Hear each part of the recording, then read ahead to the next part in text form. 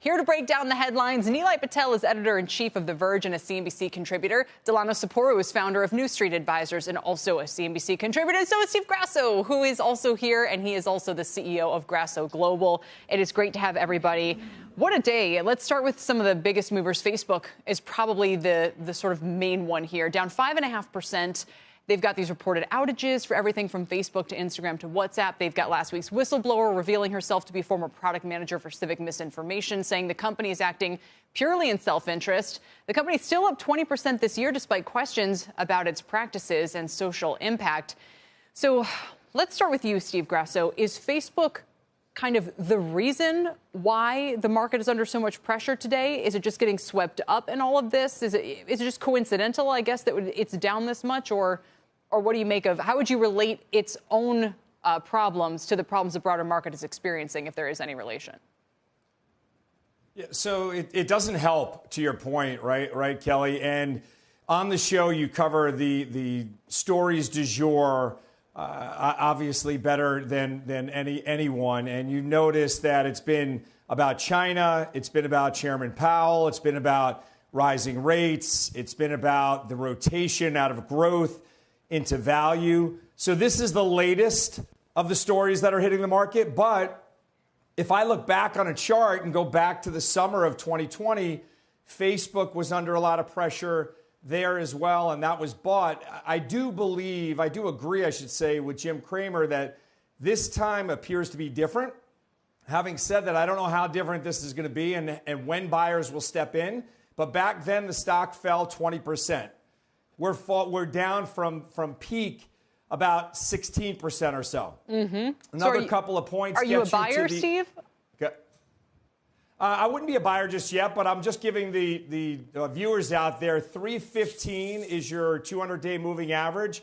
That gets you right in line with the sell-off that we saw in the summer/fall of 2020, if you were thinking about buying a dip in Facebook. So that's certainly one line to watch. Delano, are you a buyer here? Yeah, because I think, as mentioned by Steve, there's a lot of factors at play, and I think you should be a buyer here.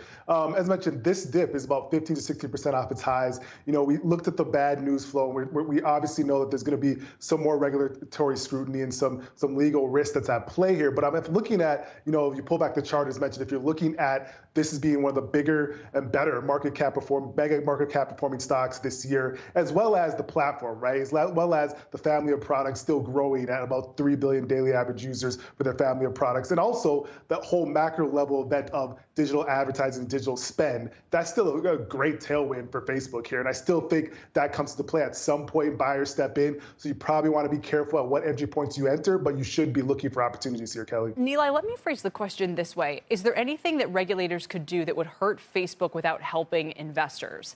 In other words, most of the time, if they pursue more regulation, it helps Facebook. They're the biggest. They can comply the best. They can outdistance everybody. If they break them up, probably helps investors. They wouldn't mind, seeing Instagram separate from WhatsApp, separate from Facebook. Can regulators do anything to punish Facebook that won't actually help its long-run financial performance? I think there's a lot regulators want to do. I think right now we are so exhausted by endless Facebook scandals that we might not be seeing this one for the scale that it has and the impact that it has. What you have with the whistleblower is Facebook's own research, Facebook's own employees saying this company is hurting people in X, Y, and Z ways, specific ways, with teen girls and body image issues, with radicalization. That stuff is cannon fodder for regulators. The whistleblower says she doesn't want Facebook to be broken up. She's obviously on the Hill tomorrow. Facebook itself says it wants regulations. I think it wants to capture the industry in that way.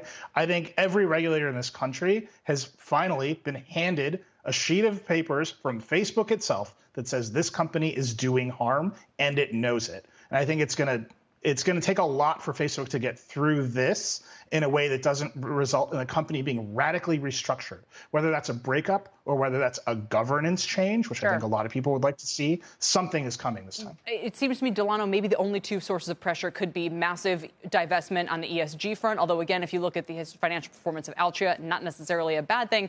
But maybe you could destroy the profitability by requiring them to have such a humongous content curation staff that it literally, the platform economics are no longer attractive. Does that make sense to you as an investor? And do you see that risk looming at all? Yeah, that's certainly a risk. And I do agree with some sort of ESG front where Facebook is bringing to the forefront maybe a plan on how they're going to comply and how they're going to make the platform better. Because we know, as mentioned in the report, that they are a lot of the reports and a lot of the content that's being shared is driven on some non-factual information, on some harmful information. And so if they're bringing forth this and kind of getting in the forefront of it, this could be a good opportunity. And we want to see some governance changes that could potentially be strong for investors. And I think that'd be the best way to go as from an investor standpoint.